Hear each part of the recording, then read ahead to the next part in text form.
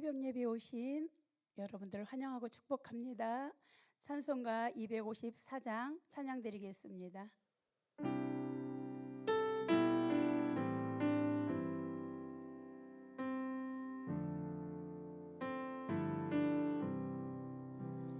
내 주의 보혈을 정하고 정하다 내 죄를 정케 하신 주 날 오라 하신다.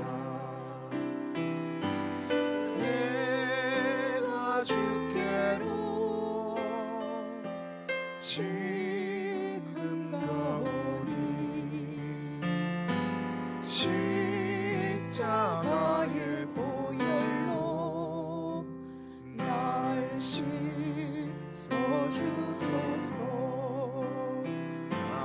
악하고 주의도 주께로 나가며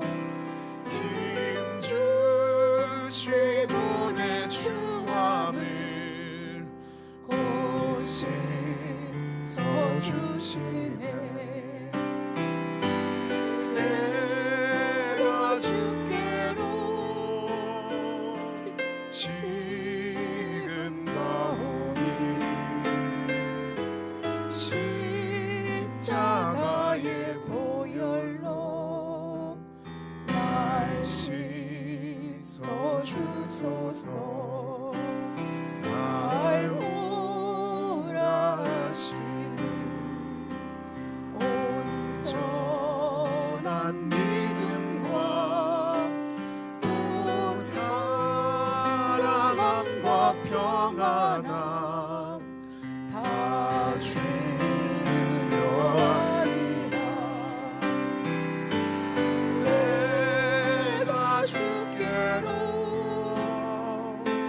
지금 가오니 십자가의 보혈로 날 씻어주소서. 큰 죄인 복받아 살 길을 얻었네. 한없이 넓고 큰 은혜 베풀어 주소서. 내가 주께로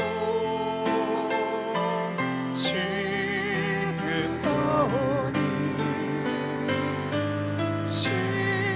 십자가의 보혈로 날 씻어주소서. 그 피가 맘속에 큰 증거 됩니다. 내 기도 소리 들으사 다 허락하소서. 내가 주께로 지금 가오니 십자가의 보혈로 날 씻어주소서.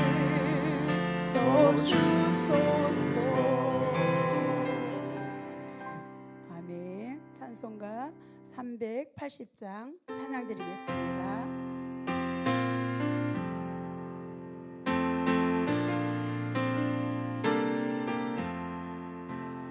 나의 생명 되신 주 주님 앞에 나아갑니다. 주의 흘린 보혈로 정케 하사 받아주소서. 날마다 날마다 주를 찬송하겠네. 주의 사랑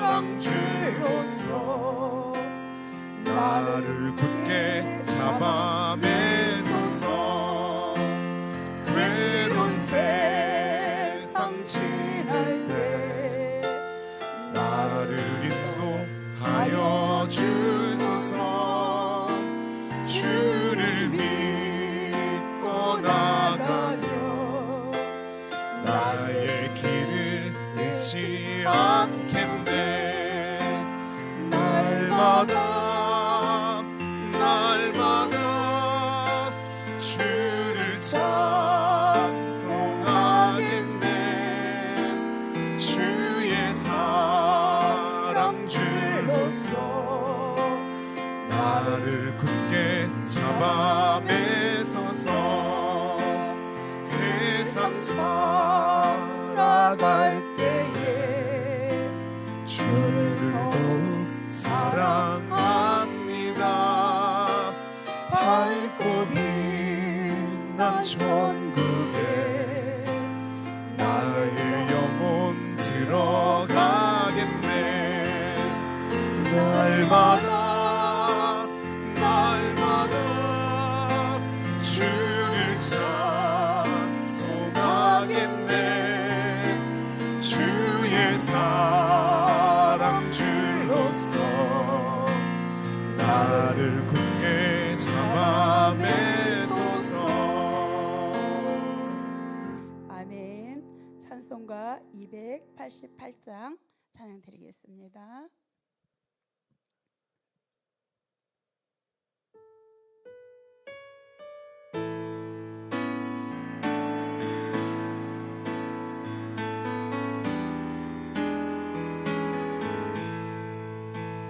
예수는 나의 구주 삼고 성령과 피로써 거듭나니 이 세상에서 내 영혼이 하늘의 영광 누리도다. 이것이 나의 간증이요 이것이 나의 찬송일세. 나 사는 동안 끊임없이 구주를 찬송하리로다. 온전히 주께 맡긴 내 영 사랑의 음성을 듣는 중에 송사들 왕래하는 것과 하늘의 영광 보리로다.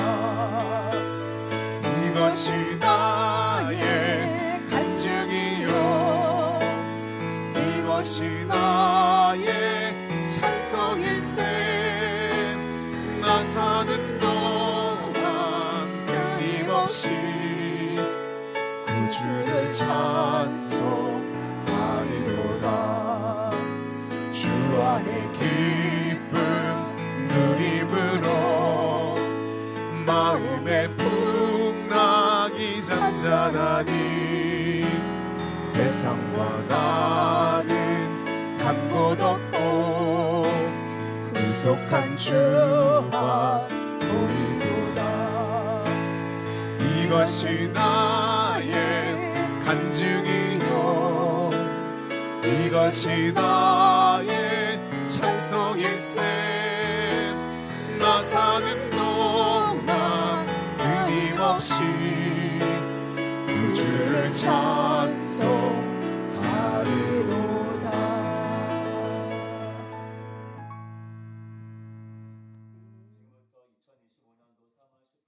예배를 하나님께 올려드리겠습니다. 사도신경으로 신앙고백 드립니다. 전능하사 천지를 만드신 하나님 아버지를 내가 믿사오며 그 외아들 우리 주 예수 그리스도를 믿사오니 이는 성령으로 잉태하사 동정녀 마리아에게 나시고 본디오 빌라도에게 고난을 받으사 십자가에 못 박혀 죽으시고 장사한 지 사흘 만에 죽은 자 가운데서 다시 살아나시며 하늘에 오르사 전능하신 하나님 우편에 앉아 계시다가 거기로부터 산자와 죽은 자를 심판하러 오시리라. 성령을 믿사오며 거룩한 공교회와 성도가 서로 교통하는 것과 죄를 사하여 주시는 것과 몸이 다시 사는 것과 영원히 사는 것을 믿사옵나이다. 아멘. 오늘 우리에게 주시는 하나님의 말씀은 출애굽기 29장 1절에서 3절의 말씀과 42절에서 46절의 말씀입니다. 출애굽기 29장 1절에서 3절의 말씀과 42절에서 46절의 말씀입니다. 출애굽기 29장 1절에서 3절의 말씀 먼저 합독하시겠습니다.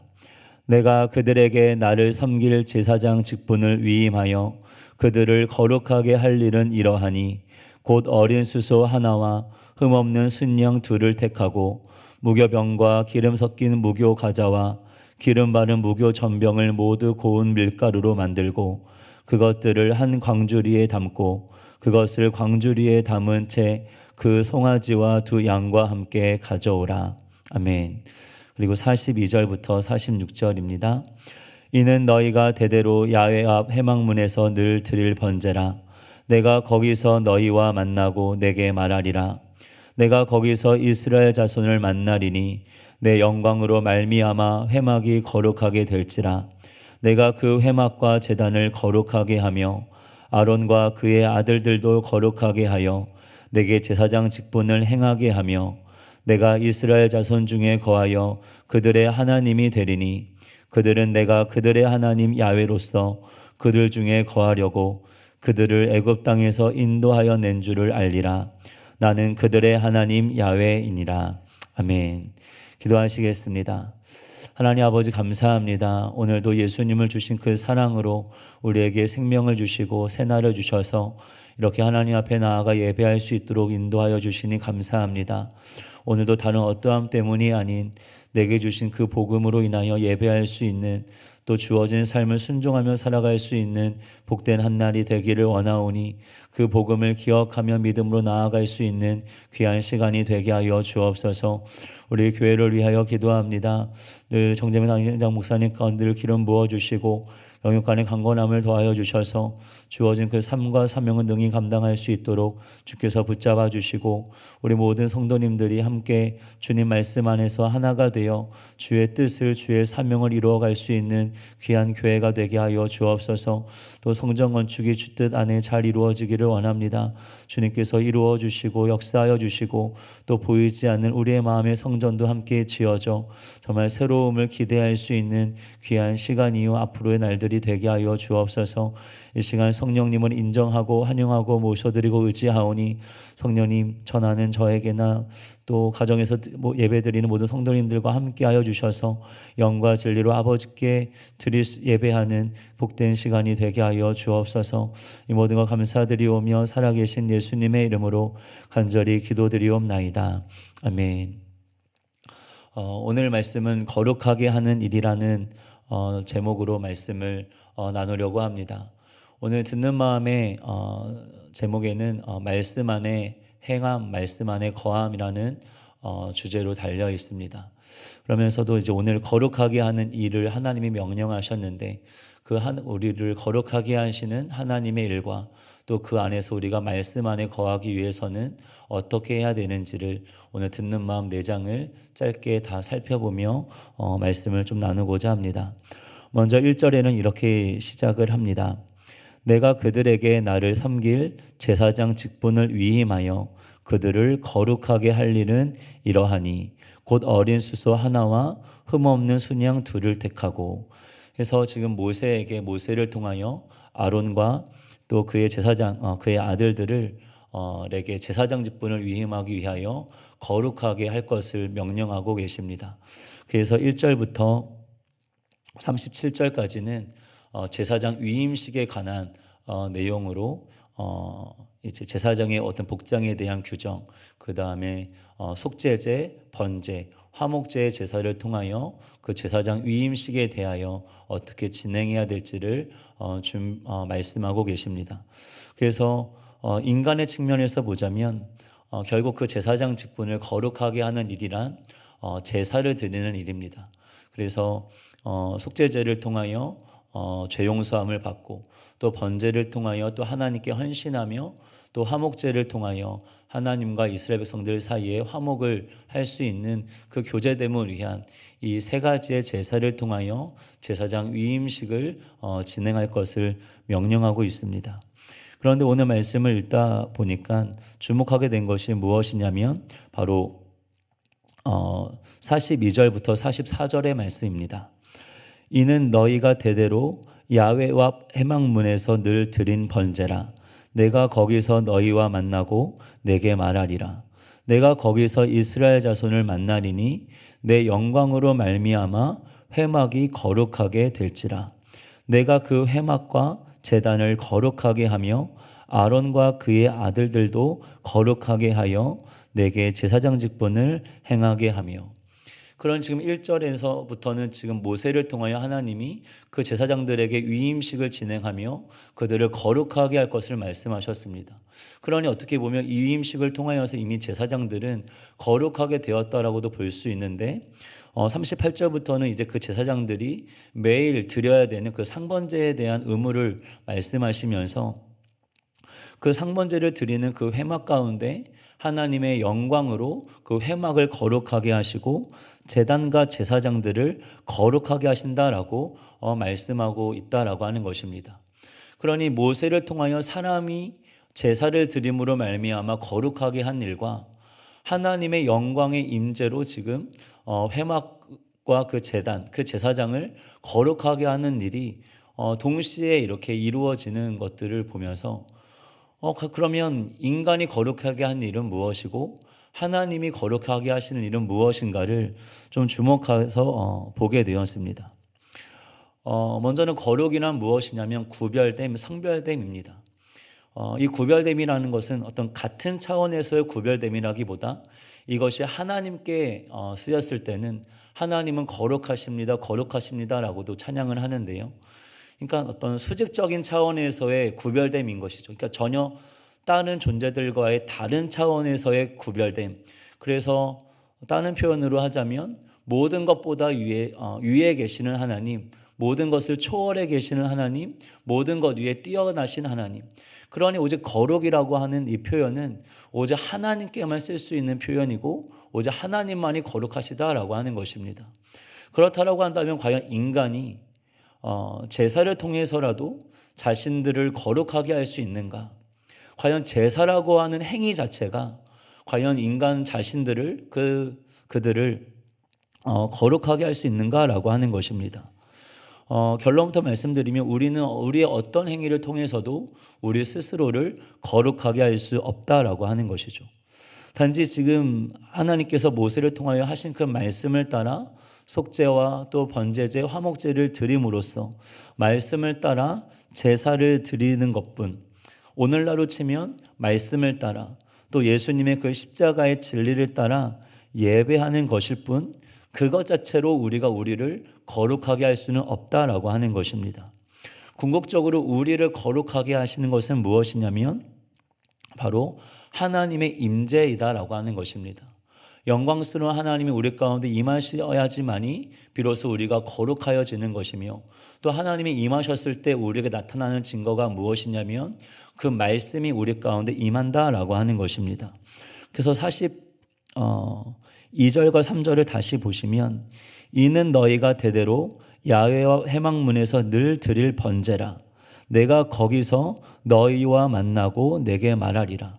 그러니 제사는 어디까지나 제사 자체로 인하여 그 자신이 거룩하게 되는 것이 아니라 제사는 하나님과의 만남의 수단이자 하나님과의 교제를 가능케 하는 것이라고 하는 것입니다. 그러면 거룩하게 하는 것은 무엇이냐? 제사 자체가 아니라 제사를 통하여 그 가운데 임하시는 하나님의 영광, 하나님의 영광스러운 임재가 바로 우리를 거룩하게 한다라고 하는 것이죠. 그러니 진정 우리가 그 말씀을 따라 십자가의 복음을 따라 예배를 통하여 하나님과 만날 때 하나님이 우리 가운데 임하시고 또 임하셨다라는 그 증거로 그 말씀이 우리 가운데 임할 때에 비로소 우리가 거룩하게 된 것인 줄로 믿습니다. 그러니 인간의 측면에서는 제사를 드려 거룩하게 한다라고 한다면 하나님은 그 제사를 근거로 우리 가운데 임하심으로 말미암아 우리를 거룩하게 하시고 우리를 거룩하게 하신다라고 하는 것입니다. 그러나 여기서 끝이 아닙니다. 제사장에게 회막에 임하셔서 회막을 거룩하게 하시고 또 제단과 제사장을 거룩하게 하시는 것으로 끝나는가? 그렇지 않고 더 나아가서는 이 모든 것은 이스라엘 백성들을 향하고 있다라고 하는 것입니다. 그래서 45절과 46절에 이 말씀이 어디로 흘러가냐면 내가 이스라엘 자손 중에 거하여 그들의 하나님이 되리니 그들은 내가 그들의 하나님 야훼로서 그들 중에 거하려고 그들을 애굽 땅에서 인도하여 낸 줄을 알리라.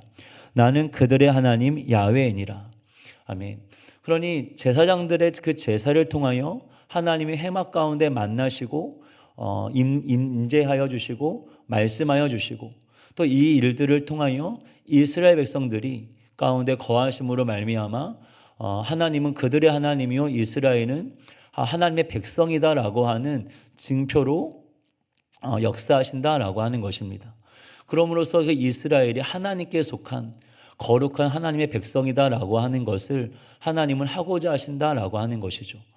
그러니 하나님은 우리 가운데 무엇을 하고 계시는가? 단순히 우리의 삶의 문제를 해결해 주시기도 하고 우리에게 복을 주시기도 하시지만 그러나 궁극적으로 하나님이 하시는 일은 무엇이냐면 우리와 만나시고 우리에게 임하시고 우리에게 말씀하심으로 말미암아 즉 그분의 영광으로 말미암아 우리를 거룩하게 하시는 우리가 하나님의 자녀요 하나님의 백성임을 증언하여 주시는 그 일을 하고 계시다라고 하는 것입니다. 이것이 요한복음으로 넘어가면 이렇게 됩니다. 요한복음 8장입니다. 요한복음 8장의 첫 번째 본문은 이제 음행 중에 잡혀온 여자에 대한 이야기로 이야기가 시작이 됩니다. 서기관들과 바리새인들이 음행 중에 잡힌 한 여자를 예수님께 끌고 와서 예수님을 시험하는 장면입니다. 이때 그럼 그 예수님은 어떠한 분이신가? 방금 우리 출애굽기에서 봤던 것처럼 그 예수님은 제사장이시자 또 예수님은 제단이시자 예수님은 회막이시다라고 하는 것입니다. 예수님은 대제사장이시며 또 우리가 드려지는 그 모든 것들은 예수님 안에서 또 예수님의 제물 대심 안에서 또 예수님 위에서 드려지는 것이기 때문에 또 예수님은 제단임과 동시에 또 하나님이 그 예수님 가운데 임하심으로 말미암아 우리는 그 예수님에 통하여 하나님의 임재를 경험하는 것이기에 예수님은 제사장이자 제단이시며 회막이시다라고 하는 것입니다. 그래서 지금 서기관들과 이 바리새인들이 그러한 그 예수님을 시험하려고 음행 중에 한 여인을 잡은 여인을 끌고 와서 예수님을 시험합니다. 그래서 5절에 보면 모세는 율법에 이러한 여자를 돌로 치라 명하였거니와 선생은 어떻게 말하겠나이까? 라고 이야기를 하자 예수님이 어떠한 말씀도 하지 아니하시고 땅에 두 차례에 거쳐서 어떤 글씨를 쓰기 시작하십니다. 정확히 어떤 글씨를 쓰셨는지는 모르겠지만 그러나 그 주변에 있던 사람들의 반응을 보았을 때는 아무래도 하나님이 돌판에 율법을 새기신 것처럼 예수님도 그 지금 서기관들과 바리새인들이 시험하는 그들과 같은 차원에서의 대응을 하신 것이 아닌가. 그래서 그 땅바닥에다가 율법을 쓰심으로써 그들의 죄를 드러내신 것이 아닌가라고 생각을 해볼 수 있습니다. 그랬을 때 이제 모든 사람들이 떠나가고 오직 예수와 음행 중에 잡혀온 그 여인만 남게 되었습니다. 그랬을 때 예수님이 그것을 보시고 그 여자에게 이렇게 이르십니다. 여자여 너를 고발하던 그들이 어디 있느냐? 너를 정죄한 자가 없느냐라고 물으시되 대답하되 주여 없나이다. 예수께서 이르시되 나도 너를 정죄하지 아니하노니 가서 다시는 죄를 범하지 말라 하시니라. 그러니 아까 출애굽기에서 그 회막 가운데 하나님 만나시고 영광의 임재 가운데 나타나는 증거가 말씀이라고 했습니다. 지금도 지금 예수님이 그렇게 제단과 제사장과 또 회막에 예표되신 분으로 이 땅 가운데 오셨을 때 이 여인에게 또 말씀하시는 것을 볼 수 있습니다. 그런데 이 말씀은 어떠한 말씀인가? 단순히 율법적인 말씀에 그치지 않고 복음적인 말씀을 전하고 계시다라고 하는 것입니다. 그래서 결국 우리를 거룩하게 하는 것은 무엇이냐면 단순히 율법적인 말씀이 아닌 복음적인 말씀이 우리를 거룩하게 하는 줄로 믿습니다. 율법적인 말씀은 우리를 정죄하고 우리를 떠나가게 하지만 그러나 복음적인 말씀은 우리를 정죄하는 것을 뛰어넘어 그의 사랑 안에서 우리를 거룩하고 온전하게 하신다라고 하는 것입니다. 그래서 예수님은 그 땅에다 글씨 쓰셨을 때는 모든 사람들이 다 정죄함을 받고 아마 떠났던 것으로 보입니다. 그러나 여전히 머물러 있는 그 여인에게는 율법적인 말씀을 넘어서서 복음적인 말씀을 전하신 후에 자신에 대하여 이렇게 증언하시는 것을 보게 됩니다. 12절과 14절에 예수께서 또 말씀하여 이르시되 나는 세상의 빛이니 나를 따르는 자는 어둠에 다니지 아니하고 생명의 빛을 얻으리라. 그리고 14절에 예수께서 대답하여 이르시되 내가 나를 위하여 증언하여도 내 증언은 참되니 나는 내가 어디서 오며 어디로 가는 것을 알거니와 너희는 내가 어디서 오며 어디로 가는 것을 알지 못하느니라 라고 말씀하고 계십니다. 그러니 예수님은 세상의 빛이시며 생명의 빛이시다라고 하는 것입니다. 왜냐하면 하나님이 임재하고 계시기 때문에, 하나님의 영광을 아는 그 빛이 그리스도 얼굴에 있기 때문에, 하나님의 얼굴에, 예수님의 마음에 임하고 계시기 때문에 예수님 자체는 하나님의 임재하고 계시는 영광의 빛이시며, 또한 예수님은 말씀 그 자체시다라고 하는 것입니다. 그러니 우리를 거룩하게 하시는 일은 무엇이냐면 결국 예수님께 나아가는 일이다라고 하는 것입니다. 하나님은 우리의 삶을 어떻게 이끌어 가시는가? 예수께로 이끌어 가신다라고 하는 것이죠. 그래서 기독교는 어디로 가야 되냐면 결론이 예수로 가야 됩니다. 예수가 필요하다라고 가야지 그것이 참된 기독교라 할 수 있습니다. 가끔 성도님들의 간증을 들어보거나 또 때로 부흥사들의 이렇게 말씀을 들어보면 기도는 있고 하나님의 응답도 있는데 이상하게 예수님이 약화되거나 예수님이 없는 것을 보게 됩니다. 그러나 예수님이 없는 하나님의 응답은 과연 기독교라고 할 수 있는가? 과연 그것이 기독교에서 말하는 하나님이라고 할 수 있는가? 예수를 통하지 않고서는 기독교의 하나님이라고는 결단코 말할 수 없을 것입니다. 그러니 우리는 어디로 가야 되냐면 행위로 가야 되는 것이 아니라 열심으로 가야 되는 것이 아니라 예수에게로 가야 됩니다. 몇 주 전 담임 목사님께서 선한 사마리아인의 비유를 주일 때 말씀하셨습니다. 그 선한 사마리아인의 비유가 결론이 어디로 갔냐면 어떤 윤리적으로나 도덕적으로 가지 아니하고 우리 모두가 다 강도 만난 자다. 그리고 예수님만이 우리의 이웃이 되실 수 있기에 그분이 우리를 싸매어 주셔야 되고 그분이 우리를 보듬어 주셔야 된다라고 하는 것으로 그 설교의 결론이 이런 것을 보게 됩니다. 바로 그것이 기독교라고 하는 것이죠. 단순히 행위와 어떤 윤리와 도덕으로 가는 것이 기독교가 아니라 그것은 복음이 아니라 복음은 조언이 아니라 소식이기에 우리가 어디로 가야 되냐면 예수로 가야 된다라고 하는 것입니다. 우리가 예배와 기도와 말씀을 하는 것도 단순히 예배 행위, 기도 행위, 말씀 행위를 하는 것이 아니라 예배를 통하여 예수님께 나아가는 것이며 기도를 통하여 예수님께 나아가는 것이며 말씀을 통하여 예수님께 나아가는 것이다 라고 하는 것입니다. 그러니 우리 모두가 다 예수님께로 나아갈 수 있는 우리 모두가 되시기를 예수의 이름으로 축원을 드립니다. 그래야 그렇게 예수께로 가야지 진정 하나님이 우리를 거룩하게 하시는 그 일에 참여함을 받아 거룩하여질 수 있다라고 하는 것입니다. 그러면 예수께로 갈 수 있다라고 하는 예수가 필요하다, 예수께로 가야 된다라고 하는 것을 좀 더 다른 측면에서 좀 말씀을 나눠보도록 하겠습니다. 아까 서기관들과 바리새인들이 그 음행 중에 잡혀온 여자를 예수님께 데려왔습니다.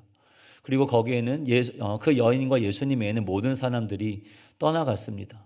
과연 어떤 차이가 있었을까요? 다 떠나간 사람들은 예수님의 율법적인 말씀만 듣고 떠나갔을 것입니다. 그러나 이 음행 중에 잡혀온 여인은 율법의 말씀을 넘어서서 복음의 말씀을 들을 수 있었고 예수님의 빛 가운데 거할 수 있었다라고 하는 것입니다.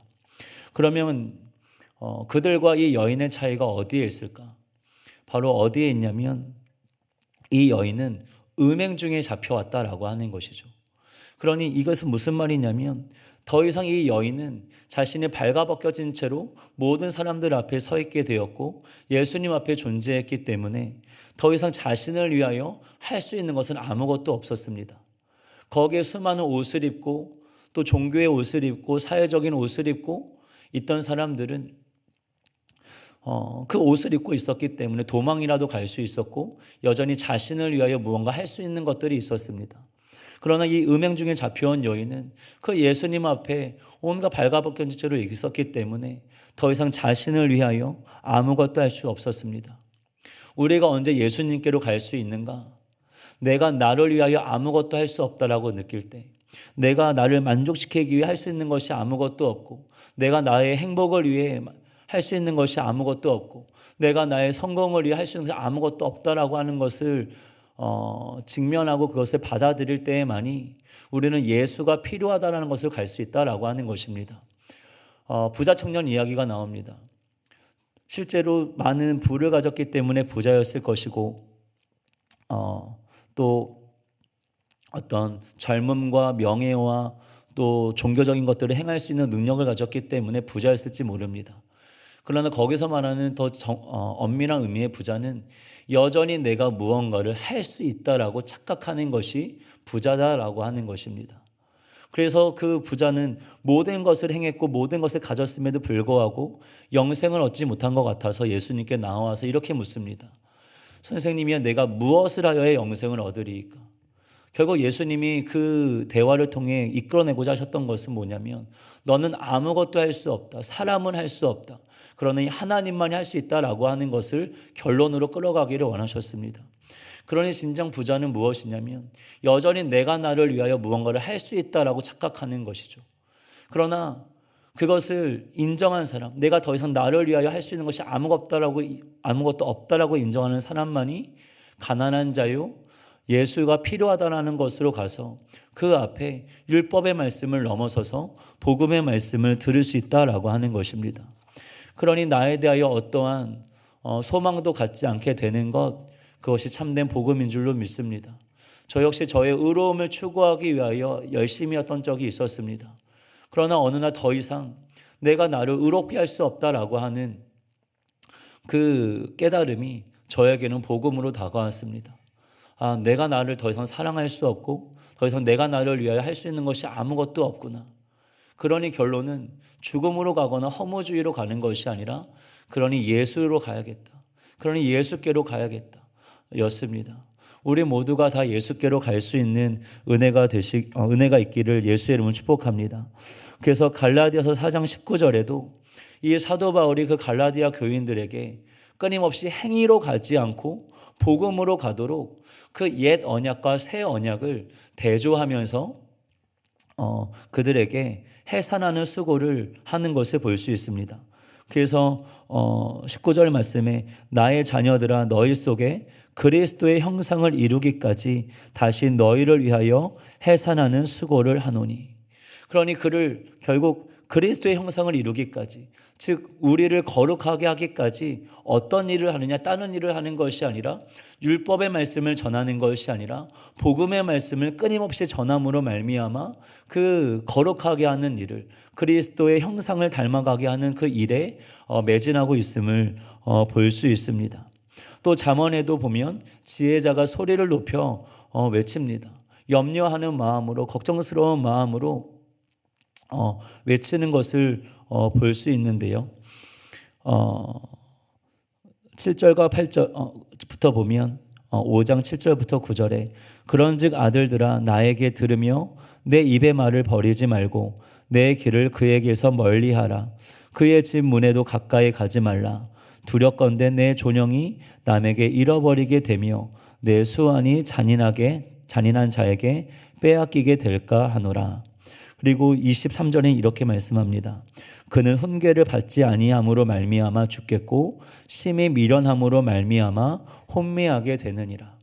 그러니 예수가 필요하다라고 하는 그 심령을 잠언의 표현으로 빌리자면 훈계를 받을 수 있는 마음이다라고 하는 것입니다. 훈계를 받을 수 있는 마음. 그런데 이 훈계를 받을 수 있는 마음이 어디에서 오는가? 바로 그 지혜자의 사랑을 아는 데서 온다라고 하는 것이죠. 그래서 5장 1절에 보면 내 아들아 라고 말하며 지혜자가 권면하는 것을 보게 됩니다. 그러니 아들은 무엇이냐면 사랑의 존재이고 기쁨의 존재인 것이죠. 지금 지혜자는 그 사랑의 관계 안에서 훈계를 받을 수 있기를 간절히 바라는 마음으로 지금 훈계를 하고 있습니다. 그러니 하나님은 우리를 거룩하게 하시며 그 거룩하게 하기 위해서는 우리가 말씀 안에 거해야 되는데 어떤 사람만이 말씀 안에 거할 수 있는가? 나에 대하여 절대적으로 절망하며 내가 더 이상 아무것도 할 수 없음을 깨닫고 예수가 필요하다라고 가는 사람, 그리고 그 십자가의 복음 안에서 훈계를 받을 수 있는 마음을 가진 사람만이 하나님의 거룩하게 하시는 일에 참여하여 그리스도의 형상을 이루기까지 우리가 거룩하게 되는 줄로 믿습니다. 그러니 우리 모든 성도님들께서도 하나님이 우리 가운데 행하시는 일은 다른 일이 아니라 바로 우리를 거룩하게 하시는 일이요 예수님을 닮아가게 하시는 일이며 우리에게 세상에 비치신 예수님을 따름으로 말미암아 생명의 빛을 얻게 하는 그 일을 하고 계심을 깨닫고 늘 우리의 삶의 결론이 예수로 결론되어지고 훈계를 받을 수 있는 마음으로 귀결되어서 늘 예수님 안에 거하는, 말씀 안에 거하는 복된 삶이 되시기를 예수의 이름으로 축원을 드립니다. 기도하시겠습니다. 하나님 아버지, 하나님은 우리의 삶 가운데 거룩하게 하시는 일을 하고 있음을 오늘 말씀을 통하여 확인하였습니다. 하나님, 우리가 우리의 행위로 우리를 거룩하게 할 수 없음을 깨닫게 하여 주시고 예수님께로 나아갈 수 있는 가난한 심령이 되게 하여 주시옵시며 더욱더 그 십자가의 복음 안에서 훈계를 받을 수 있는, 그 말씀의 훈계를 받을 수 있는 가난한 심령이 되게 하여 주시매 늘 말씀 안에 거하는 예배자의 심령이 되게 하여 주시옵시고 늘 예수님과 동행할 수 있는 복된 삶이 되게 하여 주옵소서. 오늘도 주님과 함께하기를 간절히 소망하며 이 모든 말씀 살아계신 예수님의 이름으로 간절히 기도드리옵나이다. 아멘. 하늘에 계신 우리 아버지여, 이름이 거룩히 여김을 받으시오며 나라가 임하시오며 뜻이 하늘에서 이루어진 것 같이 땅에서도 이루어지이다. 오늘 우리에게 일용할 양식을 주시옵고 우리가 우리에게 죄 지은 자를 사하여 준 것 같이 우리 죄를 사하여 주시옵고 우리를 시험에 들게 하지 마시옵고 다만 악에서 구하시옵소서. 나라와 권세와 영광이 아버지께 영원히 있사옵나이다. 아멘. 우리 이 시간 나라와 민족을 위하여서 우리 또 교회와 우리 또 담임 목사님을 위하여 기도해 주시고 또 새성전 건축과 또 우리가 파송한 선교사님들과 성사업들을 위하여 기도해 주시기를 바랍니다. 또 오늘 주신 말씀을 가지고 또 각자의 기도 제목을 놓고 우리 다 함께 주 삼창하시고 통성으로 기도하겠습니다. 주여 주여 주여. 하나님 아버지, 하나님의 일은 거룩하게 하시는 일인 줄로 믿습니다. 하나님의 일은 거룩하게 하시는 줄로 믿사오니 아버지, 하나님이 무엇을 행하시는지를 깨닫게 하여 주셔서 아버지 믿음으로 나아가게 하여 주옵소서.